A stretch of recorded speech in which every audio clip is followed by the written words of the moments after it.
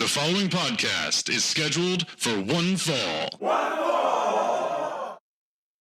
It's almost time for a new chapter of GeeK KetchUp to start. But before it does, Chris and I wanted to take a moment to send our love and appreciation out to all of you for choosing to hang out with us. If you enjoy GeeK KetchUp, then make sure to slam that subscribe button and help us level up the show by leaving a review on your favorite podcast platform. You can also find us on social media to get updates on all things GK, interact directly with us, and additional content from the world of geekery. GeeK KetchUp Podcast on Facebook and YouTube, at GeeK KetchUp Pod on Instagram and Twitter, links to all of which can be found in the show notes below and on our website, GeeKKetchUpPodcast.com. If you'd like to support the show, there's even links to our Square shop where you can find official GK merchandise like shirts and stickers, and our Patreon if extra content is your thing. Above all, though, the absolute best thing you can do is spread the love for the world of geekery by sharing the GeeK KetchUp podcast with your friends and family. Now get ready to enjoy today's show, and as always, remember to stay saucy. If it's nerdy, we're into it. Gaming, movies, television, wrestling, comics, whatever. We are Kyle Eckert and Chris Heck, two lifelong friends with a passion for the world of geekery. And this is the GeeK KetchUp Podcast.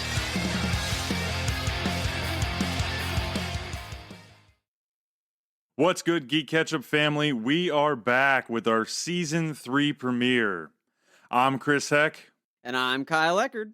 And this is the 40th chapter of GeeK KetchUp.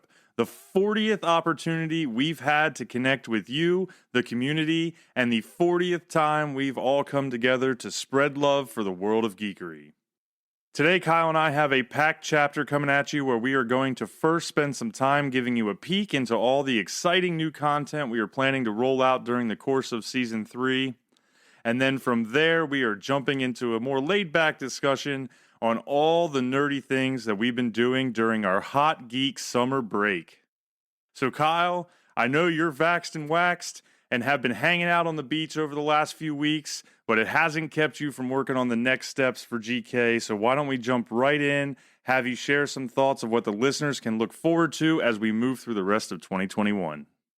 Indeed, I think we ended Season 2 by talking about all of the content that we were prepping and we were going to work on. I made the joke that the break between Seasons 1 and 2 wasn't really a break because we revamped so many things. Never is. Seasons 2 to 3 was kind of the same, where we took a break from recording, but that didn't stop the train from moving as we produced a bunch of video stuff.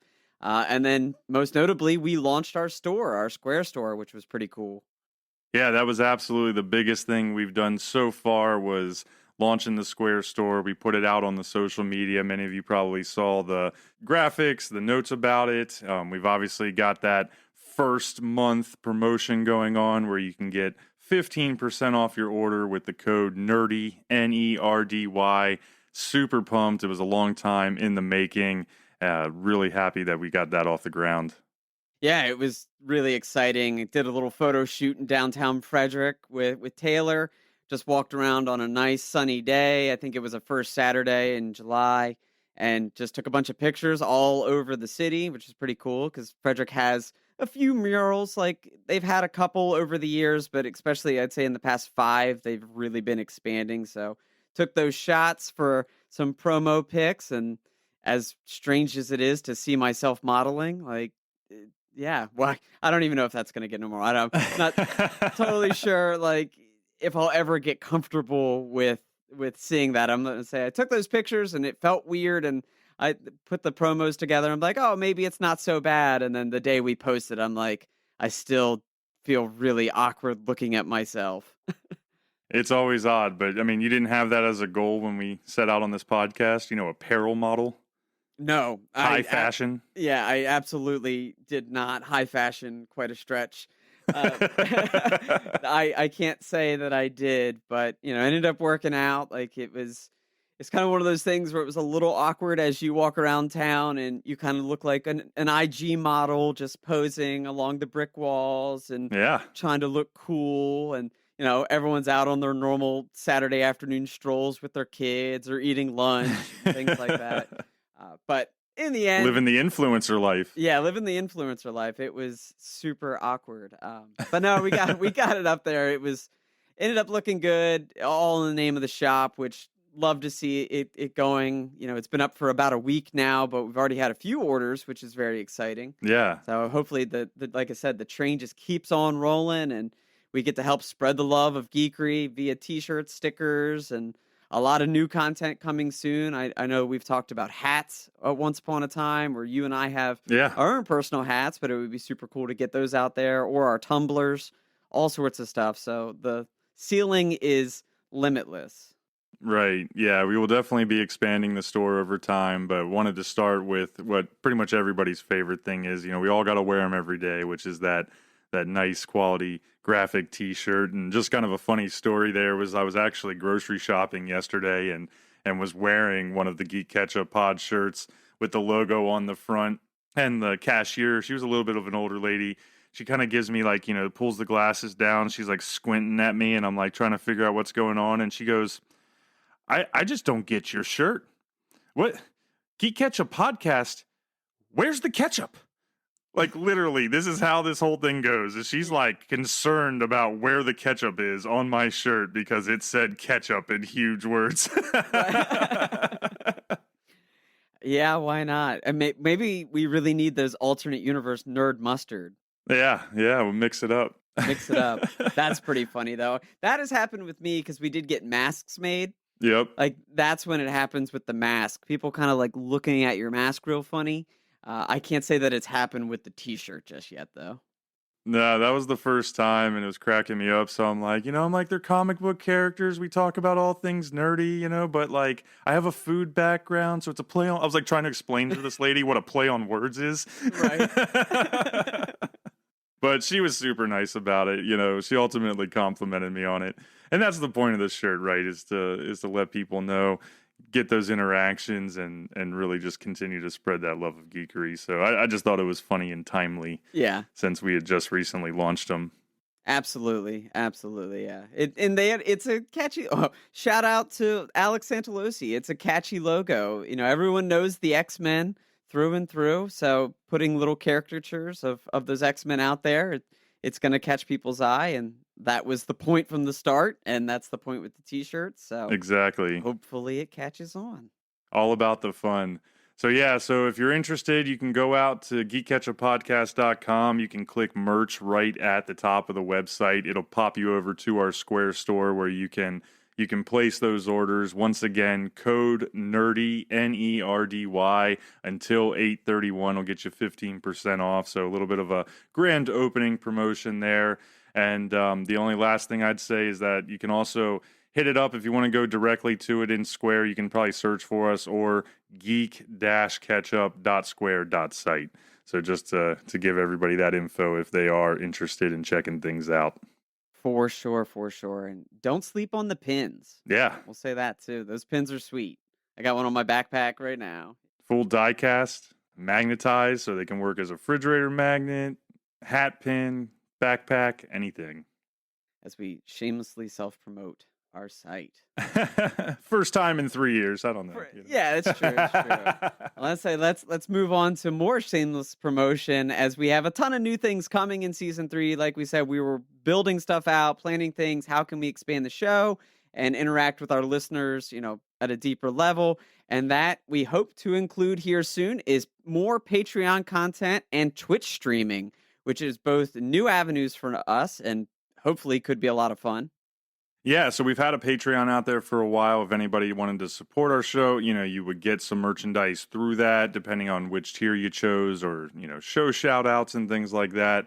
But yeah, for the next step, the next evolution, we're going to take that idea that we grabbed from the end of season 2 with the retro, wrestling rewatches or watch alongs, however you want to look at it.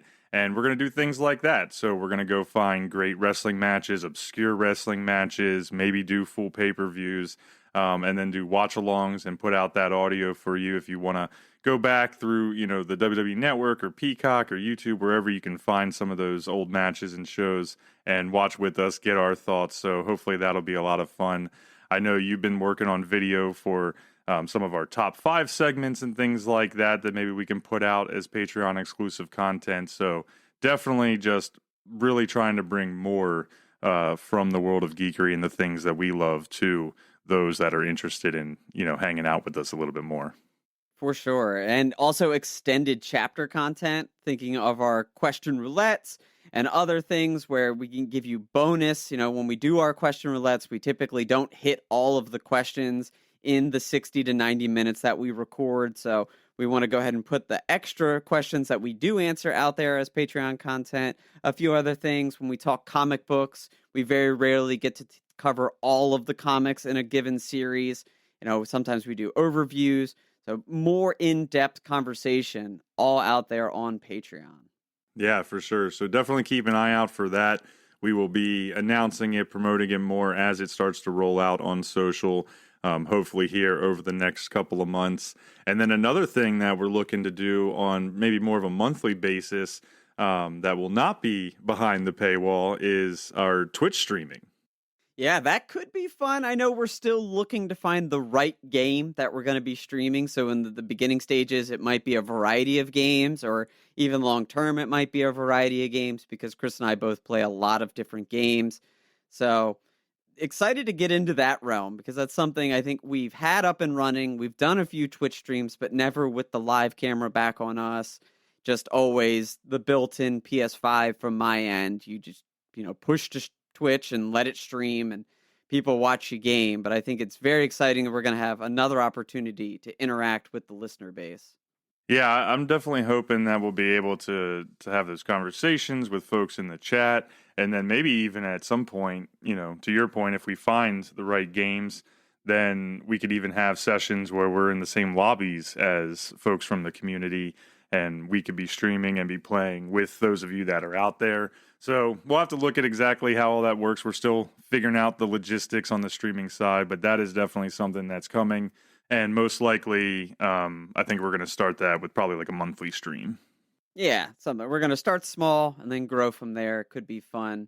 Yeah. I think it could be cool. We've got our emulators. There's a lot of things that are wide open to us about what we could be streaming and could be showing off.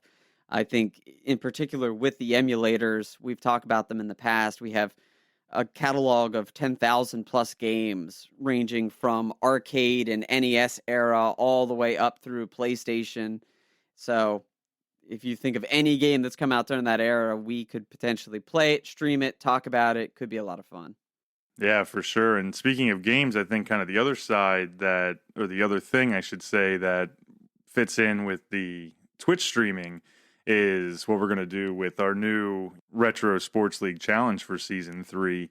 It might not be so retro this time around, but we were talking about going with a online league in FIFA 22, and I think that'll give us some perfect opportunities to go beyond just the YouTube videos that we've created for our Retro Sports League challenges and actually allow people to watch us live.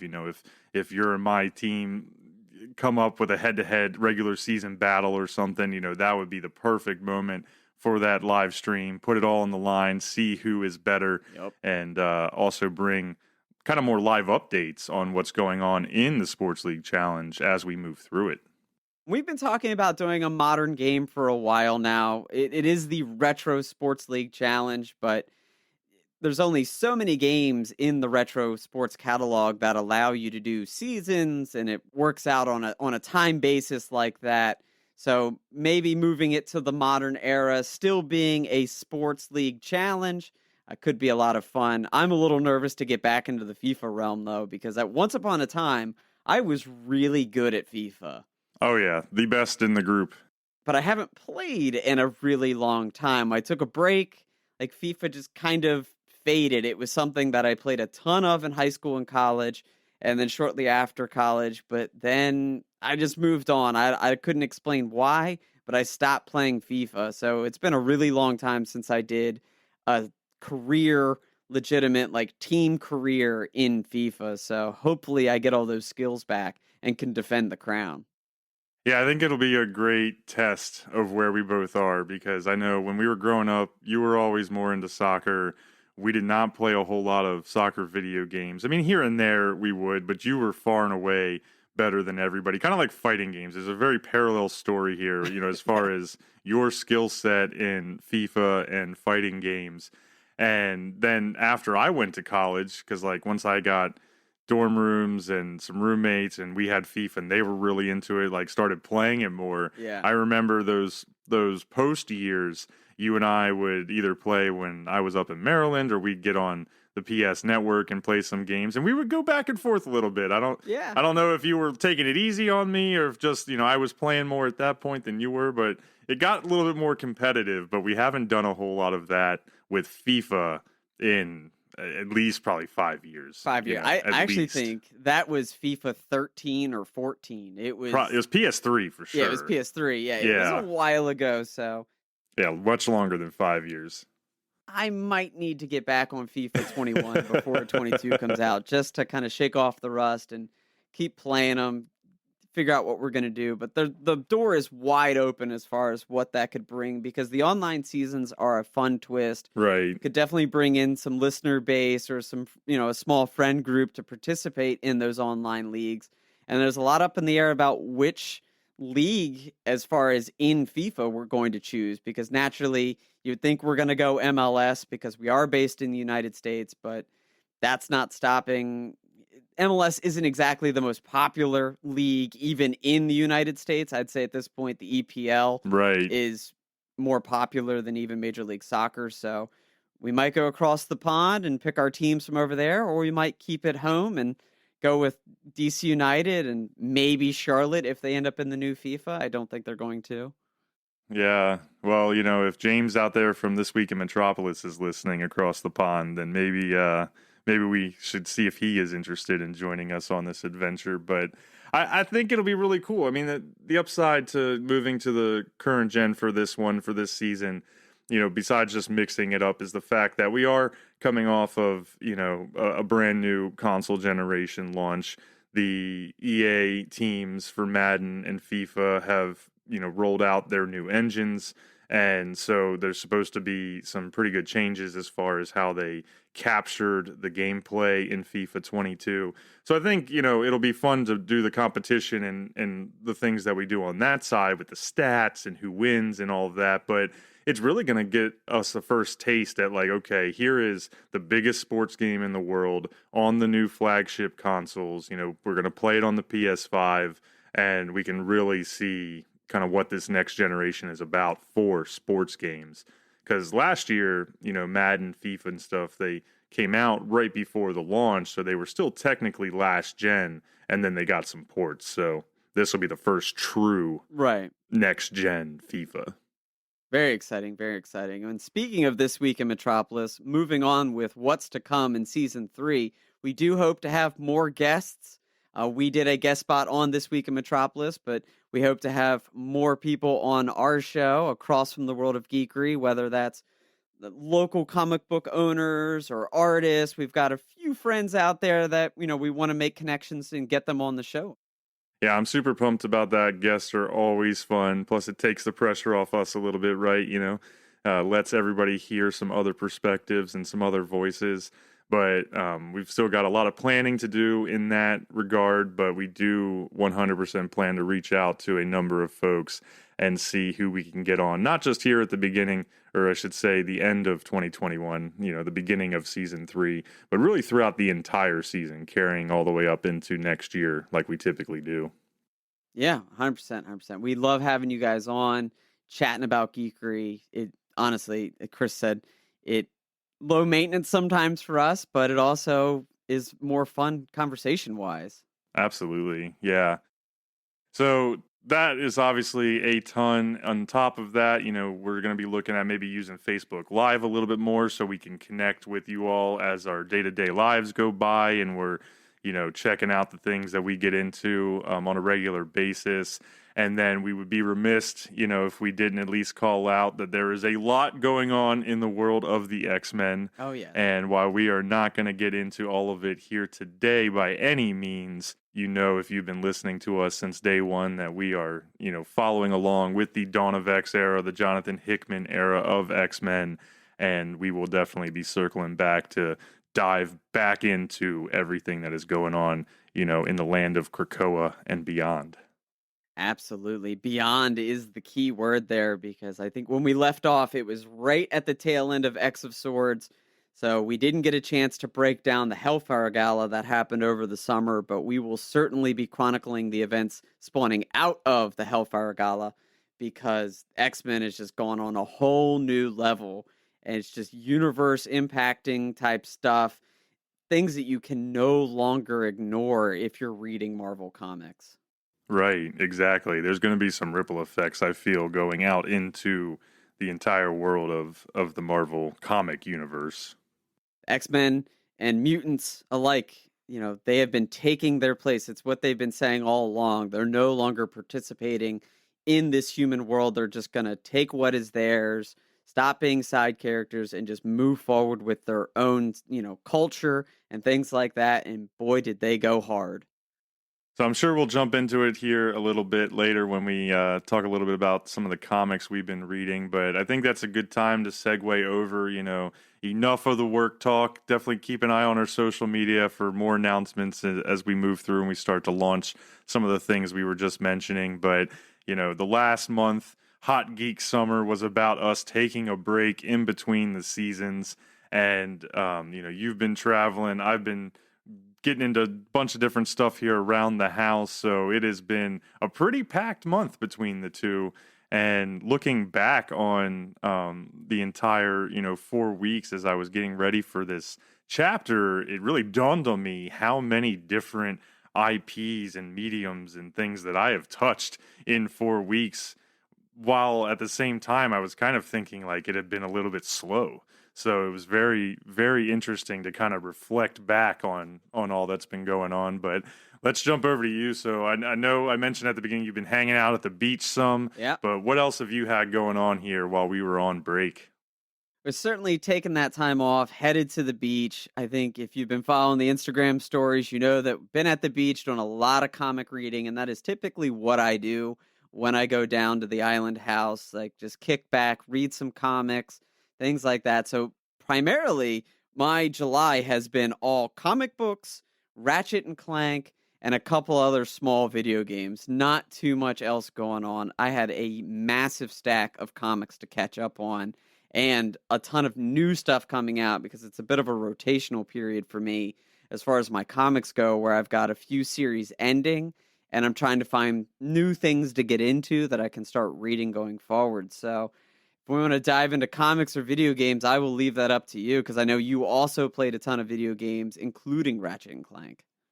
Yeah, I couldn't. That was really the thing I think that caught me the most off guard. Because when we first took the break, I had the same thing, right? You shipped me a recent stack of my comics, and not only was it fairly tall, it hit, a wide variety of titles. It was like I think almost every one of my titles had something in this stack. So, but yeah, the games have also kind of just been trickling in, I would say, more so than anything. There was one or two I was looking forward at the end of June, but everything that's actually caught my attention most has been more surprising. They were more late game finds. So let's jump into the games first, and maybe we'll circle back on comics if that's all right with you.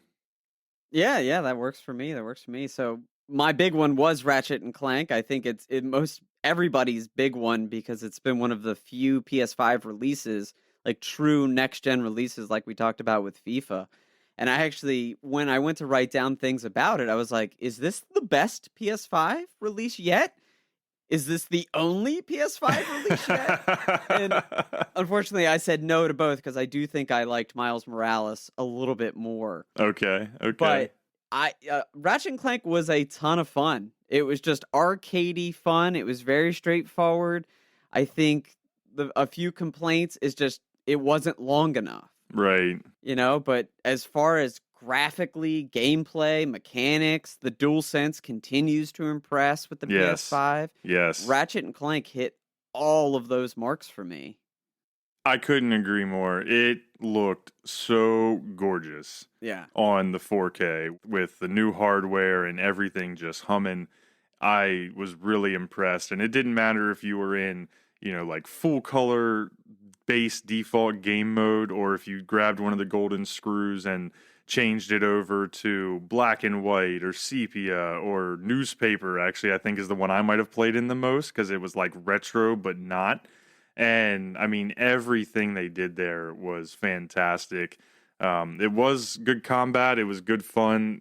I think I 100%ed it in 3 days. Wow. So, it on the short side, that was definitely kind of a complaint of mine, but not because it didn't work or it felt like it was missing something, but just because I wanted more. Right. Yeah. Yeah. It's funny that you say you 100%ed it in 3 days because I'm pretty confident every single account that we follow had somebody post, "Oh, I 100%ed Ratchet and Clank." Yeah. To this point where now that I have not 100%ed Ratchet and Clank, I've beaten it and all that good stuff, but I never went back and collected all of the golden screws or finished all of the little when you go into the one planet and they've basically just got the fighting arena. I Yeah. didn't finish all of those, Oh, but I did, as much as I could throughout the natural gameplay of it all and leveling up. I got all the weapons and things like that, of course. right. But everybody was posting they 100% it. So I'm like, man, I feel like it's this feather in my cap that I need because it's everybody's doing it. Everybody 100%s this game because it's so easy to 100%. But Yeah, I mean, I think the first run through was just under 30 hours, if I had to guess. It was somewhere right in there. So it wasn't too hard, but then you did have to go and do a new game plus in order to get all of the achievements because there was a few things that you didn't even unlock until you hit that new game plus. I'm trying to think if I actually went all the way back through it the second time. I know that you had to go fairly far to get everything, or maybe I had missed one or two things that I had to make it all the way through in order to get, as far as maybe a golden bolt or one of the side quests or something like that. But I mean, it was pretty awesome, and it was a great way for them to bring that franchise back. And I think that if they want to make another one in 2 years or whatever, like they've got me pulled back in enough after having pretty much forgotten about the franchise up until the remaster was free. yeah. I mean, now they've got my attention. I would play another one. Yeah, I think they struck that balance because I was the same as you, where I had only ever played the remaster of the PS3 version, or PS4 version, and when they released it for free. So I didn't have this massive history with the franchise, but I felt like the game and the story that it told you was enough to hook you for future playthroughs or future installments. Yeah, But also I imagine there were little like nooks and crannies and Easter eggs that tipped their cap to those long-term players. probably. Yeah, Especially when they brought in the alternate versions of the established characters. Like they had to have done really cool things. I'm thinking of like Captain Cork being a pirate and things like that. right. I'm hoping that there was an extra reference that it was cool, but I didn't get the reference because I'm not like this long-term player of this franchise. Yeah, well, and then of course they had that gun, the portal gun that would bring in stuff from other Yeah. PlayStation games. So they definitely took some liberties and had a blast with that game, I thought. So, it was good to see a truly next gen game too. I mean, that's the other thing is we've had so few Yeah. truly next gen games that are actually utilizing the new hardware and capabilities that, I mean, you almost couldn't avoid Ratchet and Clank just simply from that standpoint. Like I've got this PlayStation 5, I need to use it. And here's an opportunity to actually not only use it, but get to really see what it can do. Yeah, totally. The other big game for me this summer was Mario Golf. Oh, that's right. Yeah. So I'm going to shift it over and talk about the other big game I played, which was Mario Golf Super Rush. And I think we noted it when we were talking about FIFA. I really love sports games, and I really dig arcade sports games. Absolutely. So to the point where I actually think that arcade sports games might be like a top 3 genre for me. I can see that. Especially when Yeah. I look back over the history of my gaming with the NBA Jams and the Slugfests and Blitz and things like that. Like arcade sports games really are high up on the list. Griffey is technically an arcade style sports game. Oh yeah, well I mean they were way more arcade style sports games when we were growing up and really up until more of the modern consoles than there were anything else. Yeah. But even like the quote unquote simulation style sports games, on Super Nintendo and Sega Genesis and some of those consoles in the 90s, like even like a Madden Yeah. or All Star Baseball or whatever. I mean, they were still fairly arcadey. Yeah, 100%. But I'm really thinking of the NFL Street, the SSX Trickies, Oh, I'm with you there. those games. Yeah. Yeah, I'm just saying that, for us, I fully agree, is what I'm saying. And I'm validating because for us, like the first 20 years of our gaming, most of what we played in sports games leaned more towards the arcade side of things than what we get now, which is like really pushing for simulation. Right. Yeah. EA Big, I miss you. That's really what I'm saying here. But I played Mario Golf, and I should say it is exactly what all the reviewers said. Mm, And all the review websites that said, this is the glaring problem with this game. Yep, it is. There's limited number of courses. There's a low number of characters. Only like 3 modes. Yep, that's all there. But you know what? Didn't bother me at all. It was a silly game with no stress. And honestly, Nintendo has come out and said that they're going to continue to support it to the point where I think a new course and character actually just dropped on August 5th. oh wow, that's So pretty sweet. they pushed out a 17th character in Toadette and now have a total of 7 courses with New Donk City course. But I think it's a ton of fun. And like I said, I'm biased because I do love the arcade sports game. But I would highly recommend this. If it ever went on sale, I'd be like, yeah, pick it up because the story adventure is fun. The speed golf is a ton of fun. The battle is an interesting twist because it gives you those options where it's not just a straightforward golf game. Like you hit your tee Okay, shot yeah. and then you have to run over the course and you can throw things at people, you can jump on people, you can slow them down. In some cases, there's like a timer running and you have to get to your ball before the timer runs out, but there's things that can slow you down. And then each shot costs like 30 seconds. So there's a lot of little things thrown into your typical golf game that make it a ton of fun. So I would absolutely recommend it to anybody that enjoys a golf game, enjoys an arcade sports game, or just wants an expansion to their Mario collection. It sounds to me maybe like it's a good party game. Oh, absolutely. As all Mario games are good party games. I True, think Nintendo fair. Nintendo is without a doubt the king of the party game because even when they don't set out to make a party game, they're usually fun in party environments. Like It's even true. down to passing a controller on Super Mario Brothers 3 is still enjoyable. Yeah, well, I'm glad you brought it up because I know we were talking about Mario Golf a little bit, and for a minute there in June, I was like, there's not much else coming out. Like, probably gonna get it. We were talking about maybe there being some online multiplayer or something like that. But what really kind of swung things for me was another game that we had been talking about in the group, especially with all our D&D focus lately. But Dark Alliance was on the horizon for late June. And ultimately it got put on Game Pass. It was a late Yeah. announcement, I think sometime maybe in May or something like that, but Microsoft was like, hey, day one Dark Alliance is going to go on to Game Pass. And so I ended up scooping it from that side. And just to kind of throw it out there, if you haven't played it, the reviews were a little mediocre, kind of in that 6 to 7 range. I think 7 was the highest I saw. I actually liked it more than from the stuff I had read about it beforehand. I thought that they made some valid arguments, but for me, I actually enjoyed it. Maybe it's just because I'm so high on the D&D train right now, that anything Right. that scratches that itch is kind of doing it for me at the moment. But Yeah. had really solid, more kind of arcade style melee combat. Lots of different enemy types, really big levels to go through and search for chests and materials and things like that. A lot of the RPG elements that you like with the loot system and crafting and, or upgrading, I should say, that kind of stuff. And so I played that for a while and was really enjoying it, but it got a little tough in solo mode. It definitely felt like it was built a little bit better for co-op. Okay. And especially when you get on the higher difficulties, because even when I was getting geared up, if I go into some of the levels on the higher difficulties, there'd be too many enemies. You kind of get swarmed, and like was really having trouble getting through them.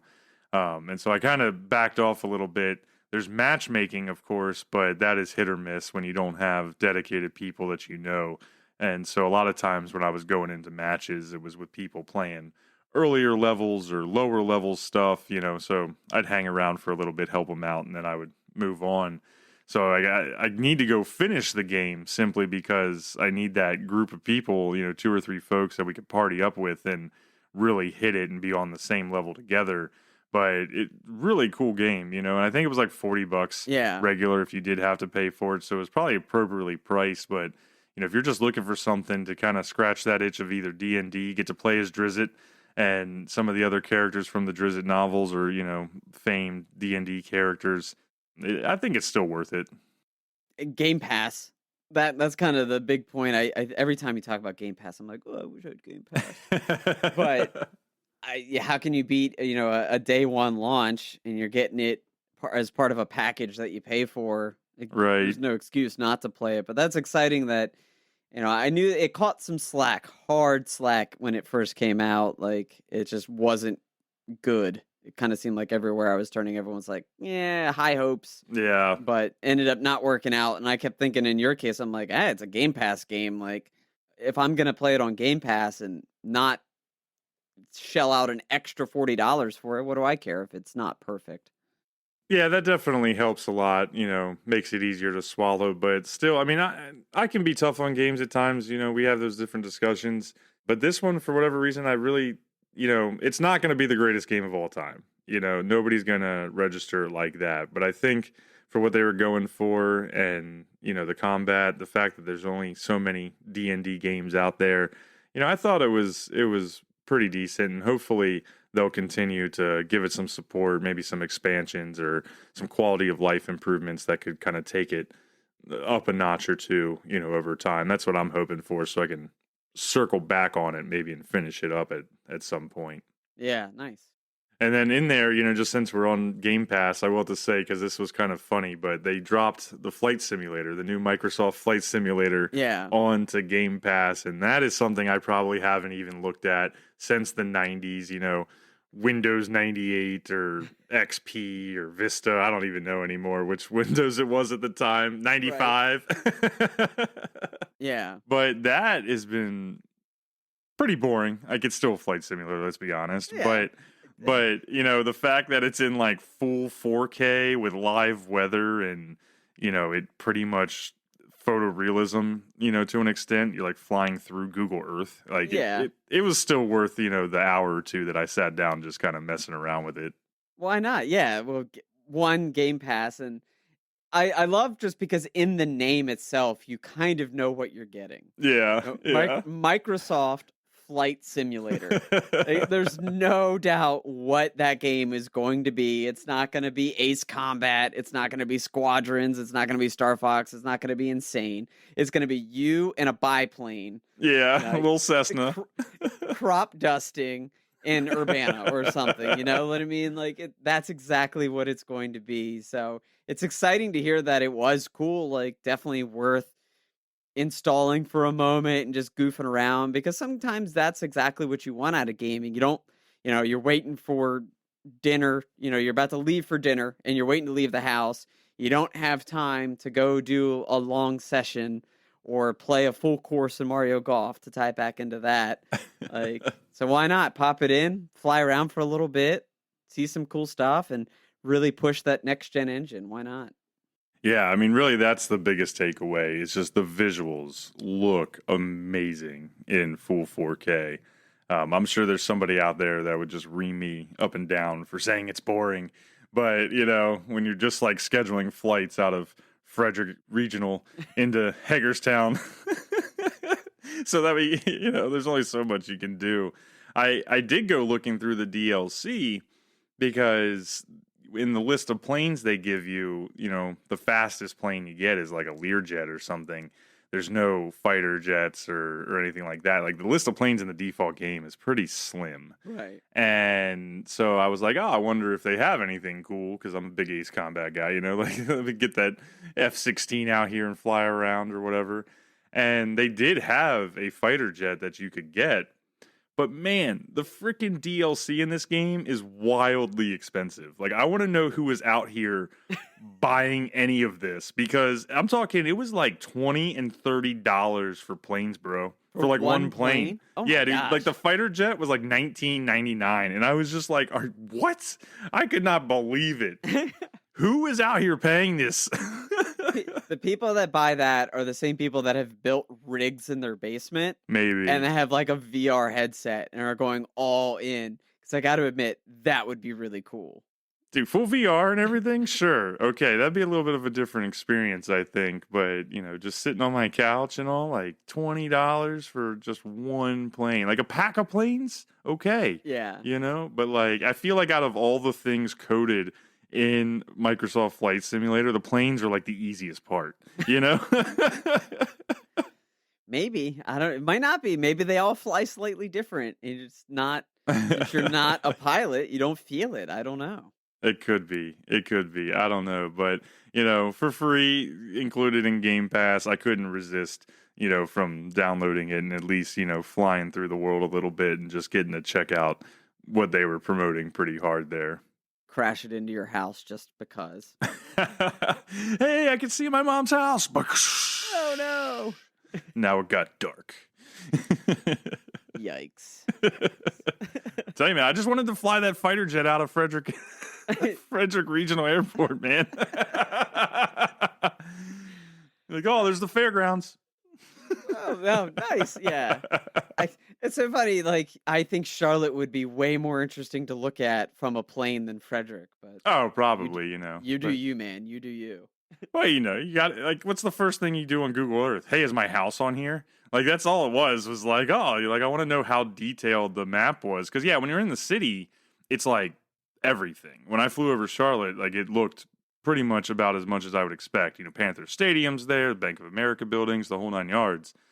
And when you get out into the country a little bit more, it kind of cuts down on the details. Like, you still get the landmarks of, you know, Yeah. this is this town and, you know, whatever that's around. But it definitely turned a little bit more into just like rolling hills, you know, like Yeah. greenery, and the roads were there, like 70s there, 40s there. Yeah. Frederick looked good, for example, being a smaller town than Charlotte or whatever. But out once you kind of got towards like Braddock, Middle, you know, those places, it was Yeah. a little bit more basic.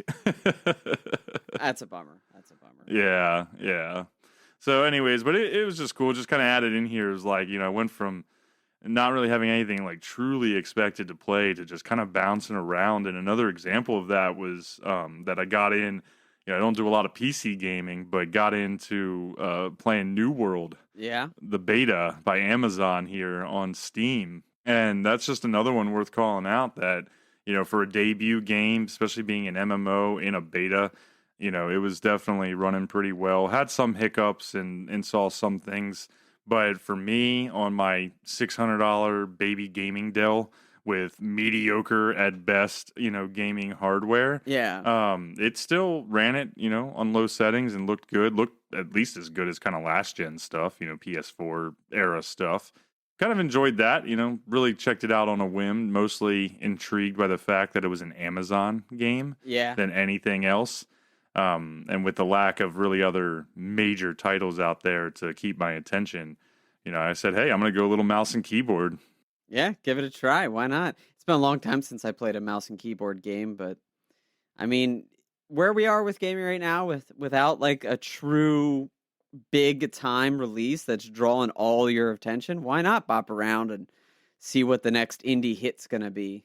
Right. Yeah. And so we'll have to see how New World comes out down the line. I don't want to go too much into it right now, but it comes out in September. There was a lot there to like and some to be desired. You know, I'll say combat was a little basic. You know, it was melee combat and some magic. And it was fairly fun, but it was a little basic, kind of like a light attack and a heavy attack. Yeah. And you didn't get spells. You had to get like a magic gauntlet. So like that was your weapon instead of a sword. Right. But it had huge map, lots of crafting, lots of quests, lots of looting. And then there's a whole thing where like the players turn into factions and, align to different groups. And, the PvP will actually adjust the map and you can take over territories. And so I saw folks in the beta, like coordinating at different times, like, to go and try and, I guess, take the territory back or whatever, because it would then turn into faction rewards. So, point of the story is it had some cool aspects to it there that could make it interesting. And it's got that little bit more like, early, whatever, like knights and feudal fantasy type. Yeah, like a setting. medieval type. Yeah, realm. medieval. Okay. That's the word I was looking for. Yeah. So definitely have to see what happens there Yeah. for a week or two to check it out. Amazon, they seem like they were on the right track with it. Yeah. First published from their studios? I think it's the first one, at least maybe on this scale. Okay. I could be wrong about that. I haven't given them enough attention other than, you hear like, oh, they're going to try and do this, or they've got this show coming out here, and then like half of them get canceled, like. Yeah, it's true. But I think it might be like the first like real legit big time game that they've put out so far. Nice. Well, I mean, it definitely has been a lot of games throughout the summer, kind of just bouncing around and playing a little bit here, playing a little bit there, like trying to find one that sticks. And I'll fully admit there's been a couple that I've picked back up, played for a bit, and then completed a quest. I'm like, I'm not feeling this right now. Just not back into this one just yet. So, like I said, the other half of my time has been spent reading and all the comics. Yeah, I think we should jump over to that. I guess the last thing I would say is I'm just really ready for the back half of this year, because even though we've seen some of the bigger games, get pushed into next year, unfortunately, there are still a number of them that are on the release list for, September, October, that holiday season. So hopefully we'll finally kind of get back to the swing of good games regularly coming out. Right, yeah. Or I'm just going to go play Ghosts again. So what about the comics? Yeah, as far as comics go, we definitely touched on all the big events that are coming out of X-Men. I don't know if we want to do full spoilers on X-Men or not, or save that for our future chapter. But I've been definitely reading a variety of things, both from Independence, Marvel, and DC. The big one out of DC that I brought to the table is the Injustice comic. So Tom Taylor, back on the Injustice comic, it was originally released as an online exclusive, like digital only. And then he pushed for it to get made into a physical trade. And that is Injustice Year Zero. Came out as a trade. And I got to say, man, it totally caught me by surprise, because the Injustice comics lately have kind of dipped. Okay. They came out real strong. When they released the first Injustice game, those sets of comics were just amazing. They did year 1 through 5. They were primo. And then when Injustice 2 came out, they made a follow-up comic called Injustice 2. And it just didn't quite hit all the same spots. It definitely just kind of missed the mark. But with Tom Taylor back on this Injustice trade, it was awesome. They connected the current existing Injustice team to the Justice Society. So we really got to see a lot of the Justice Society folks that showed up in Injustice 2, like how they fit into the universe, like Dr. Fate and things like that. Yeah. And it was awesome. It was really, really good. There are these sequences where it just blew your mind. And most notably is the Joker's still there, and he kind of brief skip over some of the plot points here. He gets mind control over folks. Oh, wow. That's not good. And he ends up attacking the Justice Society, because that's how it all kicks off, is like they're celebrating the Justice Society of America, like the original superheroes, and how much Batman looks up to them. Okay. And Joker just hates it. It pisses him off. So he gets mind control abilities, and then starts to actually mind control certain members of the Justice Society, most notably the Flash. Jay Garrick. Oh. And so if you can imagine what a Joker-controlled Flash would be, Wow. it's exactly like the horrific murdering that you could think would take place, took place. Where at one... Like Reverse Flash, but like on steroids, like turned up. Yeah, I'm talking like at one point, there's a specific panel in which he's got Jay Garrick, and he takes butcher knives and just runs down the street. Oh, Full forth, just like public in the middle of a city, just slicing anybody that's in his way, just slicing people up. And it's like Injustice has this tendency to be really graphic and over the top, and they went right back to these origins with that, where they're like, "Yep, we're going to take these characters that you know and love, and we're going to put them in absolutely insane situations and see what happens." And that's exactly what they did here. That's awesome. I mean, I remember when you first started following the Injustice comics, like you were raving about it. And I think we're even kind of surprised because, like, a lot of times when you see those, whether it's a comic to a movie or a game to a comic or whatever, I mean, you get those crossovers across mediums and they don't quite live up to the quality of what the original was. In this case, the Injustice video game that we all loved. Right. But glad to hear it's kind of circling back because I know you've I haven't heard you talk about it as much over the last few years as it was when it first dropped. Well, and it's because that whole Injustice 2 series really didn't match up to what the Injustice 1 series ended up doing.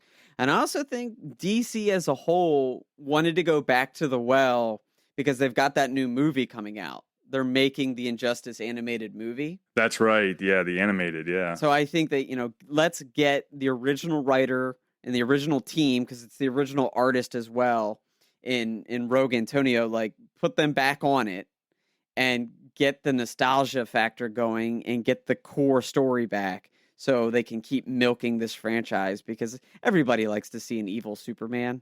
Right. Oh, yeah. I think between Omni-Man and Invincible and the boys kind of showing the areas of gray with superheroes, people are like, yeah, I'm ready for some evil Superman action. He's just so much more interesting. It's like Roman Reigns. He's way more interesting as a heel. You know what I mean? It's like, true. It's true. When you've been that Boy Scout that long, it's the better play. So I think it was, that's why I love the story from Injustice, was because they went full tilt evil soups. And you just don't get it very often. Yeah. It's even when they did the Red Sun story arc, he wasn't quite as evil as you wanted him to be. But yeah, in the Injustice story, nope, they full tilt. Let's take him to 11, make him evil, and fry some people. So I was really thrilled with that, and I'm glad I ended up getting to read it because, like I said, DC originally had no intention of putting out print copies. It was going to be a digital exclusive, and tip my cap to Tom Taylor pushing to have that done. That was a conversation I had with a guy at the comic book shop, kind of giving me the heads up at, this is something that he pushed for because he wanted to get it out there. So that's been really cool. The other stuff on my end, comic-wise, has been Marvel, and this also leads into new things that are coming out. And you got to love how the comic book companies do this, and that's Moon Knight. The new Moon Knight series was a solid start all around with that #1. Yeah, I was really glad to hear that when, a little bit of chatter in the group chats and stuff with, I think it was Alex was reading it as well, or Matt, somebody else was reading it. And I know you were really looking forward to that, being such a big Moon Knight guy. So I was happy for you on that front. Yeah, it fell into some of the classic, #1 tropes and that you just can't get away from, because you have to establish that backstory. You have to give new readers a starting point to understand who they're reading. But they introduced a ton of new concepts into Moon Knight, and I'm really hoping that it transitions to what they do in the show. Okay, like what? Because what they really did is Moon Knight now runs a church. But it's also like a church / heroes for hire vibe. Oh, okay. And it makes sense. And then he's also in therapy because he's got, multiple personalities working there. So they really took all of these cool aspects of Moon Knight as far as being the avatar for Khonshu and having these followers and being vicious, also having these multiple personalities. He's got so much going on. He's got a backstory as a mercenary. It's hard to kind of pick which direction you're going to go with him. Yeah, I'm with you. And I was happy to see that they found this like blend where he's running this church and this heroes for hires type business to help people, travelers at night. But he's also acknowledging that he's got problems, so he's going to therapy during the day. And I really think this could transition to on screen well, because they could do flashbacks as a mercenary, but also progress the story forward.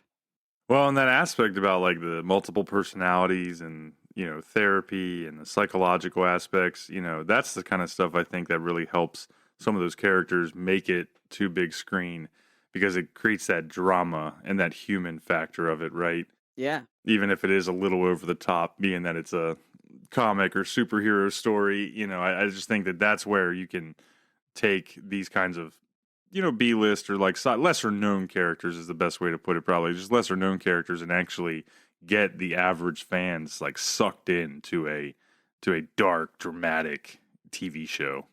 Oh yeah, and it fits right into what the MCU has been doing as far as television wise, in the stories that they've created, because he is a New York based superhero. So everything that they've done, if the Netflix kind of setup of the New York that they've built there, he fits right into that. Well, maybe that'll help. There's been talks in the rumors, the expectations, like Daredevil and stuff coming back. Maybe we'll find something there if he's based there in New York with Moon Knight. Maybe they'll use that as a tie-in, since it seems like, we know Moon Knight, the show, is coming a lot more definitively than we do Daredevil and stuff like that. But, maybe we'll see some sort of crossovers or anything like that there. Crossover, yeah. Or any sort of reference, because Moon Knight and Daredevil have worked together and against each other in the past. So it would be very easy to make that connection and kind of bring Charlie Cox's Daredevil back into the fold, which I know I'd be here for it. Every Marvel fan out there wants that to happen. I legitimately have never met a person that's like, the Netflix Daredevil just wasn't for me. Yeah, that's true. It's true. People have said that. I've heard people say that about the Defenders and Jessica Jones, Iron Fist and Luke Cage, all of the other Netflix Marvel shows, but everybody kind of universally loves the Netflix Daredevil show. Yeah, I even know a few folks that aren't big comic superhero film show people, and they watch Daredevil and were way into it, just from the styling and the fight scenes and everything like that. So yeah, for sure. I think it really speaks a lot to it. And as far as comics go, anything that you really wanted to discuss that you got a chance to read? You had that massive stack, I know, between Flash and Critical Role and the Star Wars stuff. Yeah, it was hard to try and single anything out, so I don't know if I'm going to, but I just remember, when I read through that stack, I was so impressed because, out of like, I don't even know, 12, 15, 18 comics, whatever, sitting here, and 5, 6, 7 different stories or IPs, it was the first time in at least a long while that like every issue was awesome. Like every issue made me go, I just want 20 more issues of this story. And I could have just kept going down the line. So I had some of the recent bounty hunters in there, which, have continued to move further and further up my list. Valance is, currently been hunting Boba Fett. He's trying to save Han Solo before he gets turned over to the Hutts. So there's some interesting stuff going there, not only to build to the War of the Bounty Hunters event that has been happening over the last, few weeks, few months, but just as a Star Wars fan, right, it's kind of fit right in between episode, was it 5 and 6, I guess, probably Empire and Return. Yeah. Right in there. And so that's been, pretty awesome to see, and it just keeps kind of escalating, getting a little bit more intense. The Flash, really, over the last couple of issues after coming out of the Future State event, it kind of got back to what you would expect out of that, and they started a great storyline with Wally being sucked all over time by the Speed Force, and like Barry and Green Arrow and Mr. Terrific all like really having to do what they can to save him, but it's made for really cool story because as Wally is bouncing around time, he's actually taking over the bodies of different Flashes from those times. Okay. Yeah, so we've seen him, pretty much as Jay Garrick. We've seen him as Barry's son from the future. And we even saw him, stuck pre-Flash time in like the Neanderthal days of like dinosaurs and everything. And so there was this wild like couple pages where he was getting chased by a velociraptor that had the Speed Force, which might be the most terrifying thing of all time. A velociraptor with Speed Force. Yeah. No, thank you. Well, you talk about the Flash being controlled by the Joker and doing the knife thing. Like, that's what a Velociflash would do. Like, just like with those 6-inch claws hanging out the sides, It would just be wild as I knock over my glass here.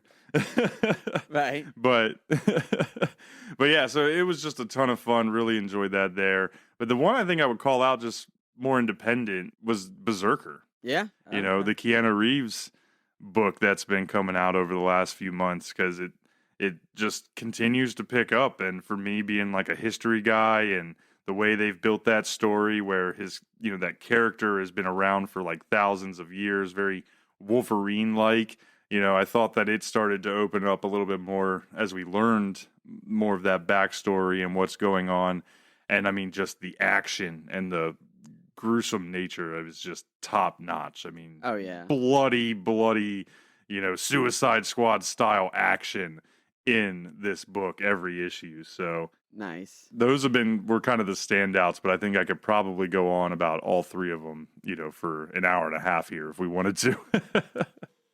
Well, BRZRKR we'll have to circle back to a little later in the season, because I do know that has gotten a show. They greenlit a show for that, which has kind of been why that comic exploded right after the number one. Right. But I read number one, and it was actually too bloody, too gory for me. And also, I read way too many comics, so I couldn't justify adding one more. Sure. But all the covers look awesome, and flipping through it and kind of getting to see what is going on. It's like there is a ton happening in this comic. So we'll have to circle back and maybe do a deeper dive, because it is a 12-issue limited series, like later in the season. Yeah, I don't want to go full spoilers here because we haven't, jumped in it, and this isn't really a spoiler cast or anything like that. But I will say at first, the first issue reading through it, it was kind of cool and like had good art and stuff like that, but it wasn't really hooking me until it got to the very end and they finally gave you that little bit of a reveal on how long he's been around, Yeah. and how he was born and stuff like that. Just the history buff in me and like alternate timeline kind of stuff that I anything like that I'm always really into. So that's really for me what sucked me in and said, okay, yeah, I want to follow this along through the at least the whole initial 12-issue arc. Right. And it's paid off so far. I think that it's gotten better and better. And, in a similar way, I guess, to like another one that you and I have been reading was High Republic. High Republic started off good, but kind of slow, like, okay, Star Wars story. And then as we've gotten further and further, I thought that it's gotten a little bit better too, or more interesting. Yeah, they did enough right there at the end of that first arc of High Republic to say, all right, I'll give it a second arc. Right. They keep debuting new characters and kind of different styles of Jedi. And that has been the hook for me, is giving you that Star Wars flavor.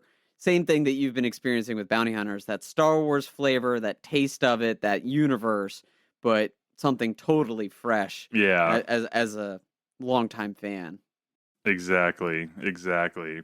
So I think, though, the one that we should really call out here, and before we move, maybe to the conclusion of our chapter here, was Planet-Sized X-Men. Yeah. And as we said before, we were going to circle back. We will get way more into the X-Men, but as a little bit of a teaser, maybe a touch of some spoilers here.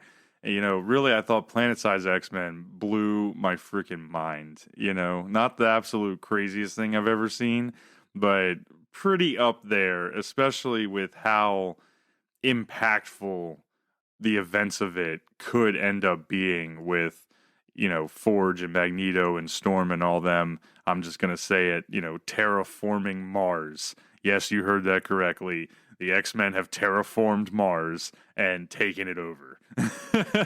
Yeah. Oh, yeah. With the inclusion of the Iraqi mutants that Yes. spawned out of X of Swords, because I think they had a massive play into how that came to be because of their mutant abilities. But yeah, the mutants of Krakoa have certainly changed the game in the Marvel Universe comic wise with what they've done.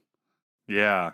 And it's not that we haven't seen X-Men stories that have gone, intergalactic, or out into space. Of course, the Phoenix is from space, and, there's a number of things that they've done out there. Yeah, Starjammers, there's a ton, yeah. Right, right. But I thought that it was a really cool moment in the X-Men history from the standpoint that, now like they essentially have a base, like a true world for themselves if they want it.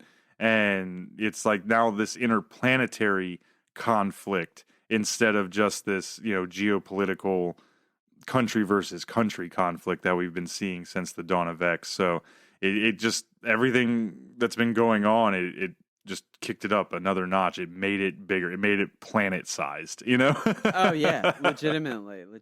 And I think that played into the end of what happened with Planet Size X-Men, where there was a couple other countries that decided to break their peace treaties with Krakoa. Right. Because of what happened, because of how this came out. And then on the including England. Yeah, that was the big one. Yeah, England dropped out of the peace treaty with Krakoa after seeing the events of this, and that all also played into the beginning of X-Men #1, because not only did the X-Men and the mutants of Krakoa terraform Mars, but they established a new team of X-Men, which was a big part of the Hellfire Gala. That played into the beginning of that #1, where there was a guy who basically said, I'm irrelevant now. I've worked my whole life to be this super scientist, to develop all of these things. And in one blink of an eye, the mutants of Krakoa have erased my entire life's work. And he goes on a bit of a rage. And I'm not going to talk spoilers as who that villain is and what they go on to do, because, like I said, we're going to do a deeper dive. But there are a lot of things that are going to spawn out of Planet Size X-Men. That's awesome. Yeah, I mean, we've talked about how since House and Powers, a couple years ago now, and the initial launch of Dawn of X, there's been these ebbs and flows to the X books, besides the fact that there's just a bunch of them and it's, a little bit tough to follow every single thing that's going on. There's been some, peaks and valleys to the excitement level and really what's happening. And X of Swords was good to kind of bring that excitement back up. Really cool stuff that happened there. But then right afterwards, it kind of sunk back down a little bit. And when I read Planet-Sized X-Men, I thought to myself, like, okay, yeah, this is almost like a long haul type deal. Like this, it's not forever that I'm committing to, sticking on these books for the time being. But like, I need to follow this through and really see what fleshes out from these events, because it just seemed like such a big change. Oh yeah, for sure. They introduced millions of new mutants into the world, and now they've given them a place to live and things to do, right? Stuff like that. So I think, because that was part of the reason they did it. Like I said, we're getting too deep into it, into the reasons that they terraformed Mars.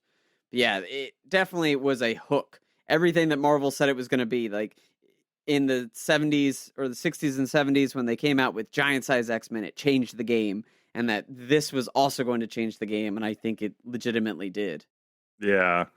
And not to mention, though, that cover that you got for me was just super, super on point, with like the full 90s team and full 90s design and costumes. Like, oh, yeah. Between how much I love that cover and how awesome, the issue itself turned out to be.